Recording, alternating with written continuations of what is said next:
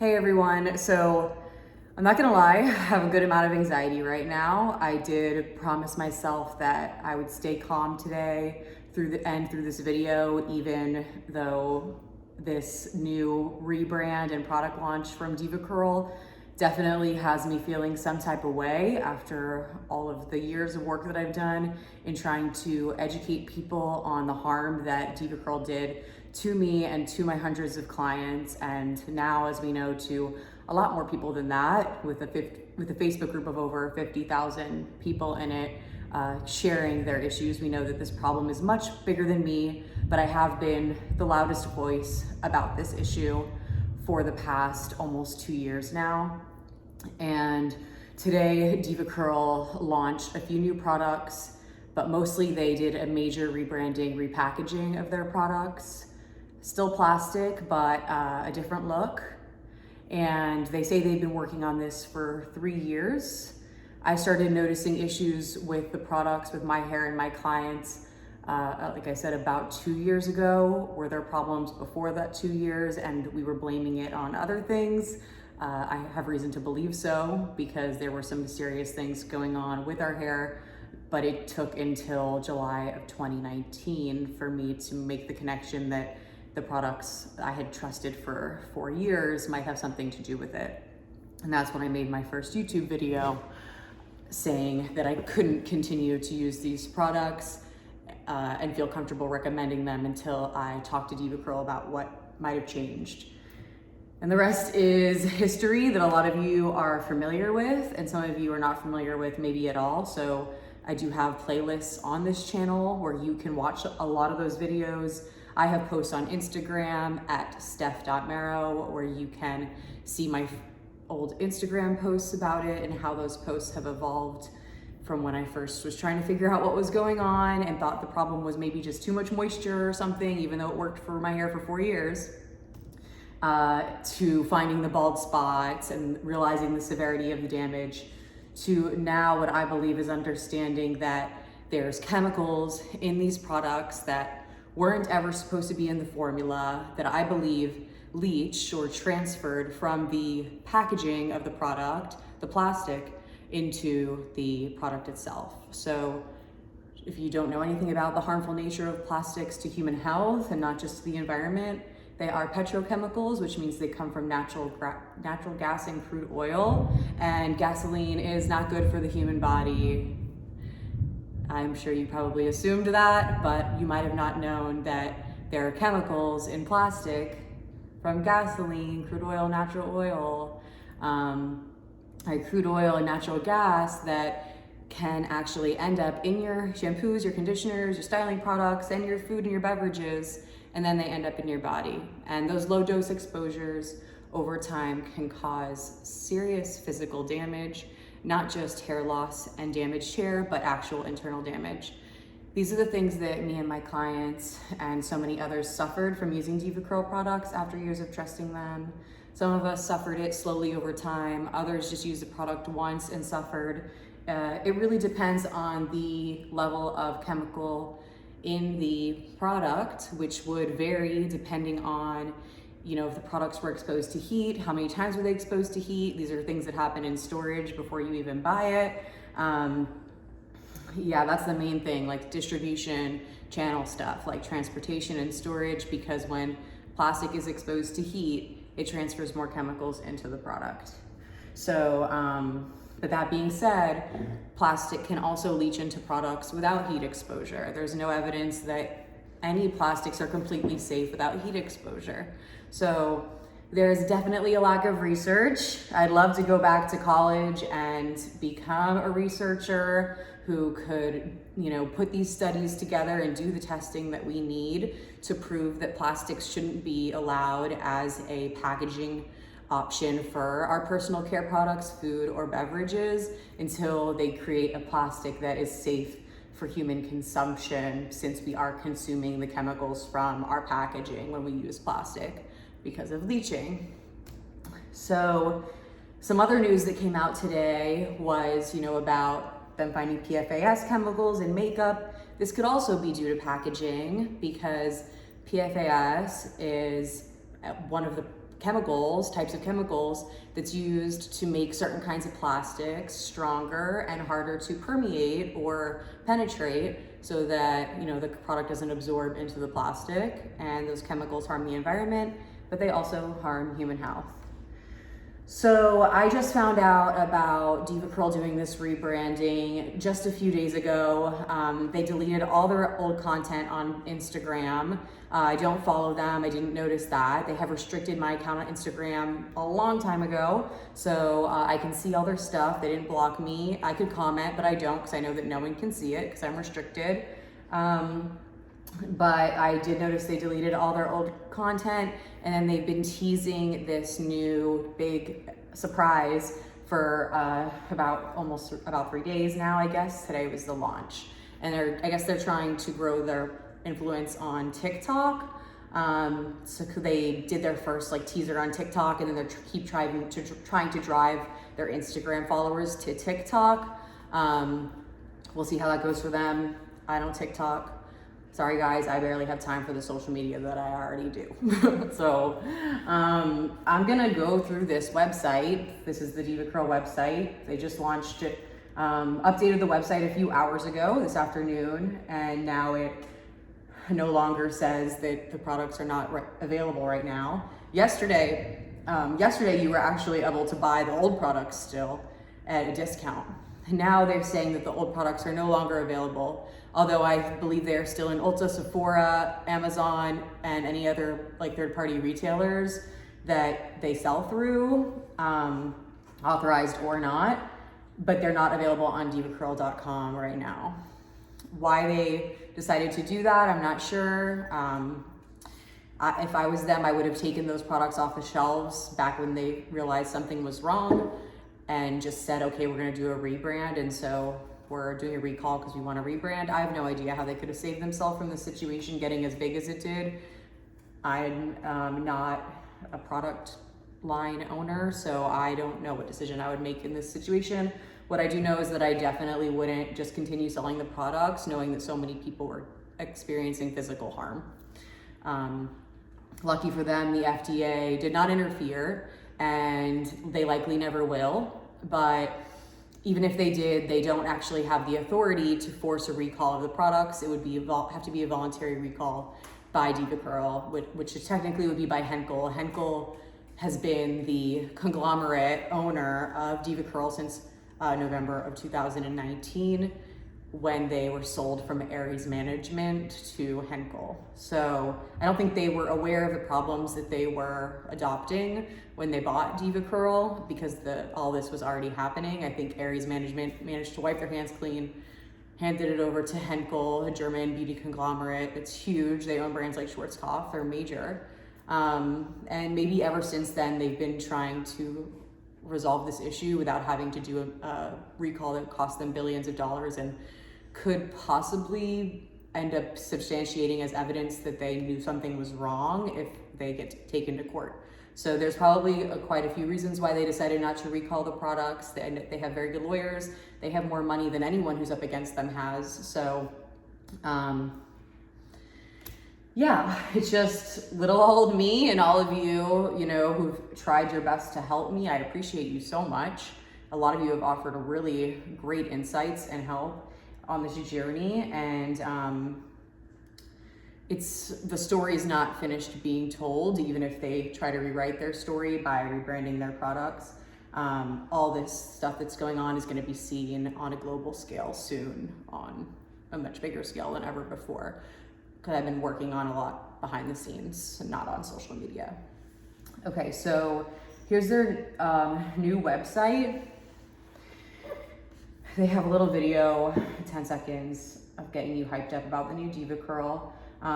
So before they were able to launch the new products, they did send out stickers to the salons and stores that had these dermatologist approved stickers and non-irritating stickers that they asked people to put on the bottles.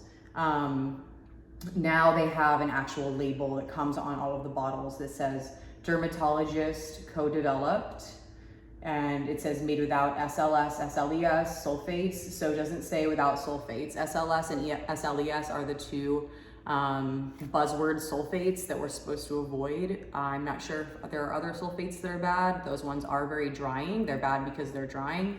Unless you're someone whose hair like benefits from getting dried out and doesn't have a scalp that's bothered by harsh surfactants. And free of silicones and parabens. So that's been the DevaCurl way for as long as I've known DevaCurl. So that's not new. The dermatologist co-developed claim is new. What do I have to say about that? I think that a lot of dermatologists understand skin at a skin deep level, and they don't necessarily understand products in a way that they understand the packaging implications as well, and how the packaging can affect the product, how it can completely change the chemical makeup of the product. And I think that DevaCurl probably offers some good incentives to being a dermatologist that's associated with them, even if it's just name recognition and people learning about your practice and wanting to come to your practice. So they've got a bunch of experts on their side now. I think we've all been to doctors that were great and doctors that were not so great. And so I just say, take that with whatever grain of salt is comfortable for you to swallow. So they did come out, like I said, with a couple of new products. Ironically, they are scalp products for scalp treatment. And I'm not gonna get too much into them. I'll let you take a look yourself. But the scalp is the last place that I would ever put a DevaCurl product now.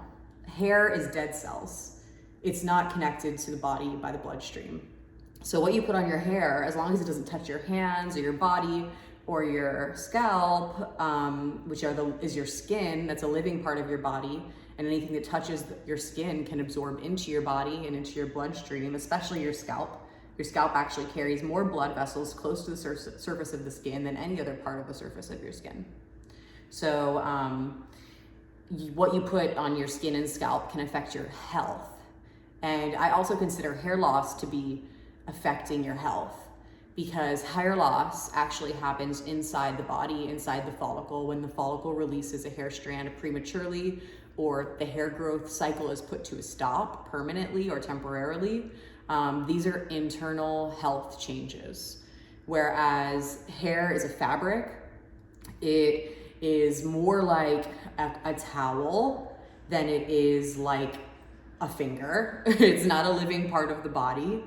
It does change when it gets wet and when you burn it and when you dry it, right? It goes through changes that makes it seem living. And if a rug was attached to your body, you might be confused and think it was alive, but it's not alive. Hair is dead cells. And that's why when you do this to your hair, you don't feel it. All you feel is any tension that doing this might be putting on the scalp.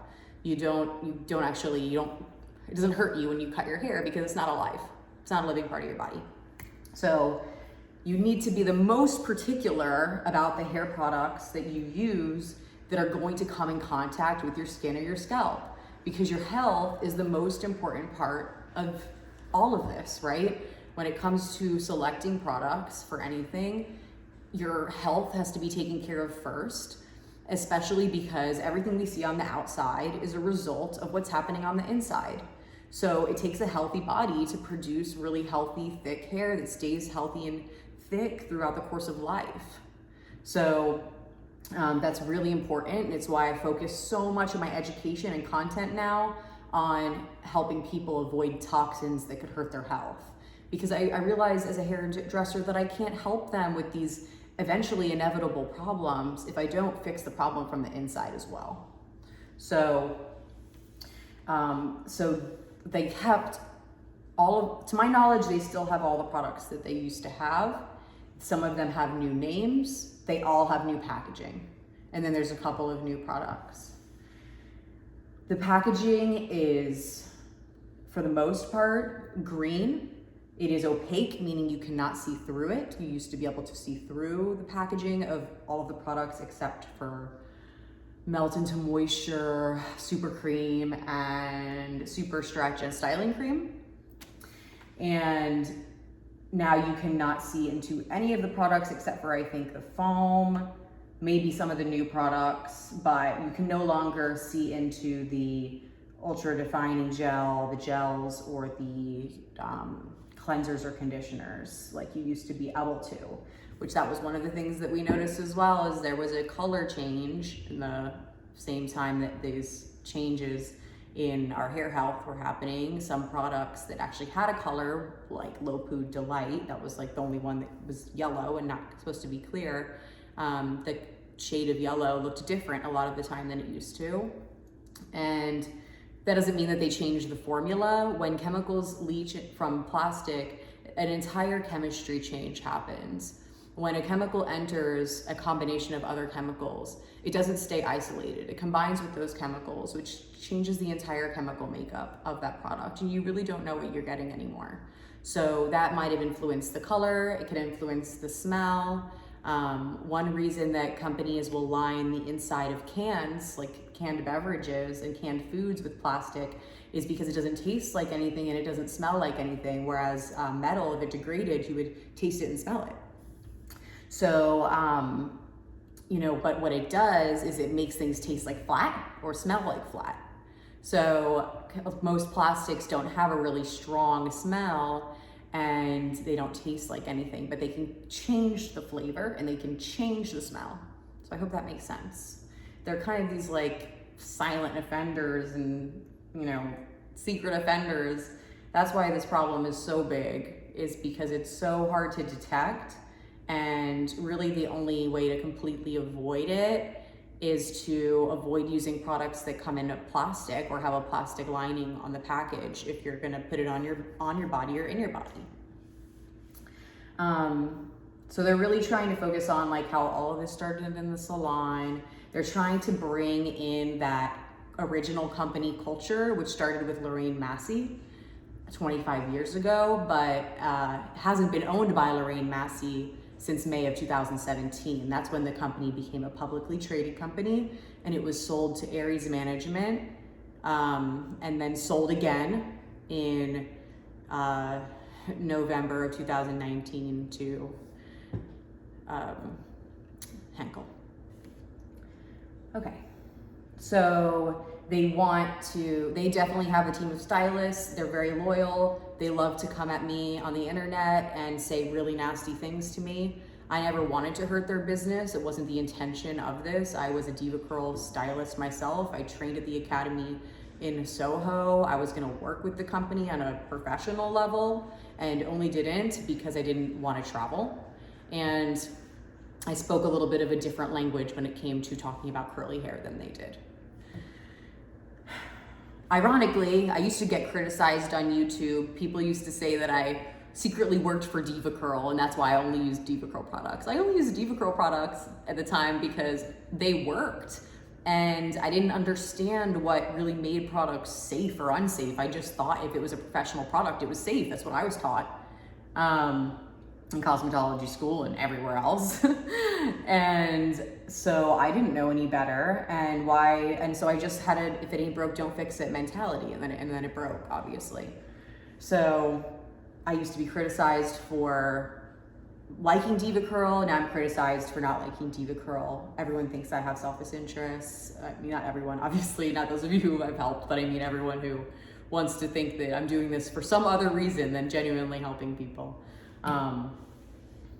Can find something to say, I guess. And at the end of the day, if I help just one of you avoid the damage that we went through, it's worth all of those people ripping me apart. It really is.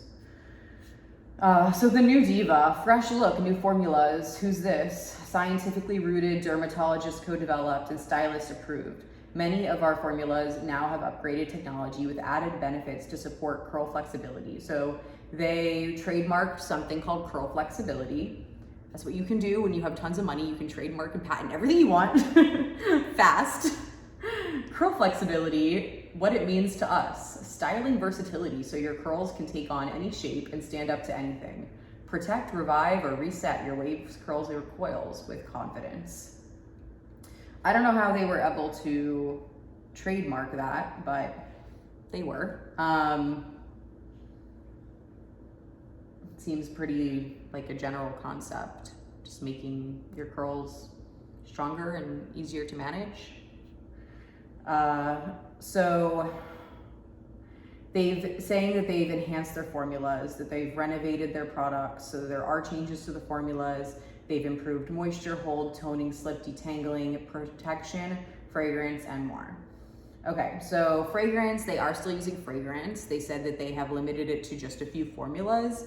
That being said, it's really important that you know, not just for DevaCurl, but for any product in the United States that just says fragrance on the label and doesn't have the ingredients of that fragrance, that fragrance is not a chemical itself. It's a alphabet soup of chemicals that the company does not have to disclose on the label when they just put fragrance. It's like a proprietary blend.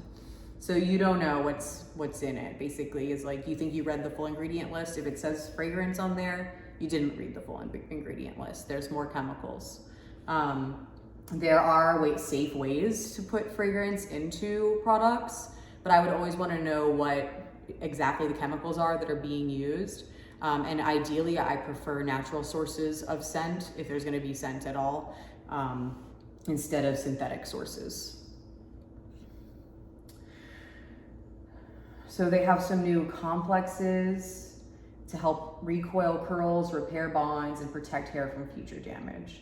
So they obviously know what people's concerns are. Their hair got ruined. They want to say that these products are going to help fix it. Not the damage that they did, just damage in general, obviously. Sustainability. So now we get into the packaging, and then I'm going to kind of wrap it up here and let you guys do some more research of your own. Ask me questions in the comments. I'm happy to answer questions for you to the best of my ability. I won't pretend to know everything. I'm sharing with you what I do know. And I hope that's enough to help you make at least a more informed decision about whether you feel comfortable using the new DevaCurl products and whether you feel comfortable using some other brands as well that might be using some of these things that we talked about. So sustainability. DevaCurl is committed to being kind to the environment by integrating more recycled materials into new packaging. The majority of our new bottles are made from 50% recycled ocean-bound plastic to reduce our eco-footprint. In addition, we have some bottles made from 50% as well as 35% recycled plastic. All tubes are made from 30% recycled post-consumer resin, or PCR. All of our bottles, tubes, and aluminum cans are recyclable. We will continue to explore opportunities to reduce the negative environmental impact of our packaging. Okay, so it's still plastic, and there's a lot of controversy when it comes to the environmental argument and the health arguments when it comes to plastic. Now, we've all heard the environmental argument a lot, right? It's everywhere. It's not new, and we know that's a big problem. And that recycling plastics is better than throwing them in the landfill right away, or them ending up in the ocean right away. But inevitably, they're gonna end up in a landfill or the ocean. They do not break down, they do not go anywhere, they will exist forever, and they can only be recycled so many times. So, it's better to recycle plastic than to not recycle it, but better to not use plastic at all. And I'll explain the health argument. I'm gonna take a sip of water.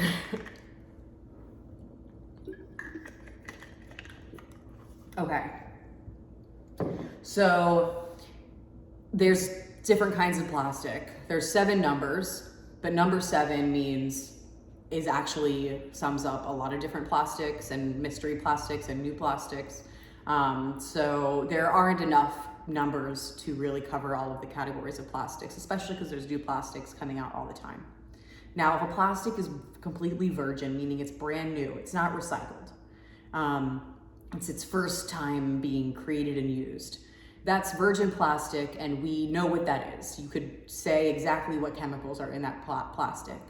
Now, then you could look at the plastics chart and you could say, okay, this is number 2 plastic, this is high density polyethylene, and you could learn about what is in that and whether you feel safe using it, its leachability, etc.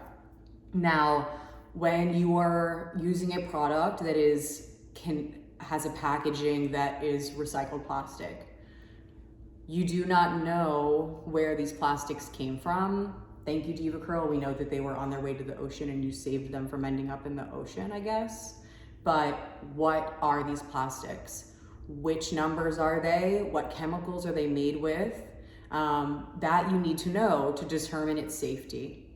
Another potential problem with recycled plastics is that they've been through processing more times. They've been heated and cooled again.